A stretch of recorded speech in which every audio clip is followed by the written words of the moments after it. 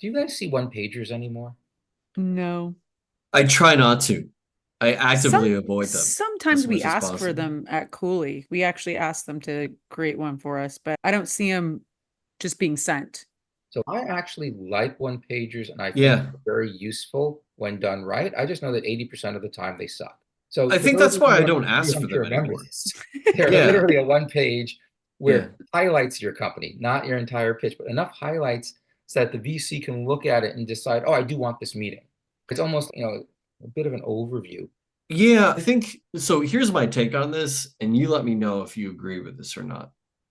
If someone gave me a one pager and it was just one line, it was their elevator pitch, I'd be much happier than if they gave me a one pager that was just full of stuff and my eye didn't know how to train where to go, and it's too much content on it.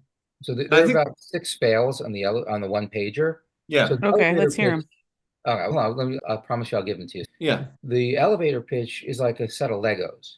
yeah, And you use those set of Legos in a couple of different places, but it's usually in the warm intro request. You put your, Mm-hmm. no, Frick, as you know, my startup does actually A, B, and C. Now I'm telling you that, yeah, you know what I do. I'm telling you that, so at least I know that it's being conveyed in a clear and concise way. And I want yep, to make life easy on you. I don't want you to have to actually think or type things out. So I'm yep, feeding you that, but that's my elevator pitch right there. It's two yep, sentences maybe. yeah, Then it's I see that Bree's invested in A, B, and C, and that's I think she's a good fit. That I'm not you don't have to think about that either. Okay, that makes sense. It would be a good fit. And then yeah. I'd say, do you know Bree well enough to make an intro? That's my way of giving you an easy out if you don't want to do it. Sure. So Double that way I can opt-in. just ask Yeah, somebody else. yeah, So I use the elevator pitch there.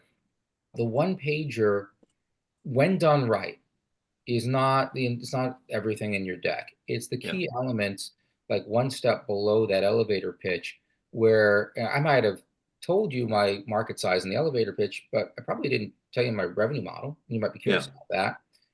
yeah, I should have told you how much I'm raising in my elevator pitch, but I didn't write like I've raised X dollars previously. yeah. I probably didn't do a lot about the competition, and I'll give you a little bit more about it in it. Yeah. Okay, I promised you pre I'd give you the fails. Let me see if I can get all six from memory. There is the wall of text fail, right? Yes. I'm going to get all the information from my deck. I'm going to shrink it down to a six The point. Oh, wait, kissing that's fail. Vikram, Yeah, right? yeah, yeah, So that's a fail number one. And what that tells me is the startup, A, has no aesthetics, but also may not actually know the important things about their startup. It's yeah, amazing how often the founders don't actually know what their superpower is. And yeah, sometimes they have one, they just don't know which one it is.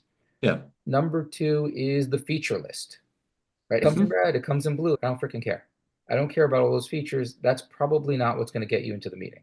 Oh, it Yeah, integrates with this. I'm like, I didn't even know it was important.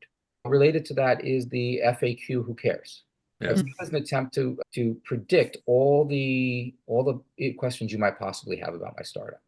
yeah. And it's deli boring, and sometimes it gives me reasons like, oh, I didn't even think about that, but that could be a problem. I probably shouldn't invest. Right? So that backfires. It's Then there, the comparison of that is, and what I like to call it is the forces me to ask more questions than you have answers for. yeah, I mean, yeah, that's not what the point of this is. Yeah, Anyway, yeah, I don't remember if this is a separate one in the wall of text, but I just call it the butt ugly. And it's usually a combination of me putting everything in one. I've taken all my slides, I've shrunk them down, and yeah, that's my competition section. yeah, And yeah. the sixth one is the two-page one pager, which is Oh yeah. particularly annoying because it's in the fucking name.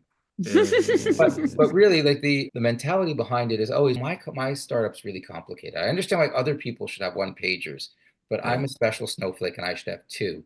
And I'm like, dude, I've had like stuff that like the DoD invests in, or they give free money for. It's usually InQtel that gives the money for. I'm like, sure. they were okay. They managed to get it across in like a one pager or the equivalent. Yeah, But of course, this is all kind of academic because it's kind of fallen the way of the cummerbund. But yeah. it's technically the right thing to wear, but not many people rock it anymore.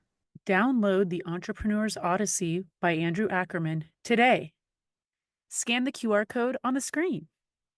This clip is brought to you by Fidelity Private Shares, the all-in-one equity management platform built for startups. Fundraising? Download our ebook, The Irresistible Startup, for tips and tricks from our VC friends and guests. Find the link below. To watch or listen to your favorite episodes of the podcast, go to dwavc.com. Don't forget to like, subscribe, and share.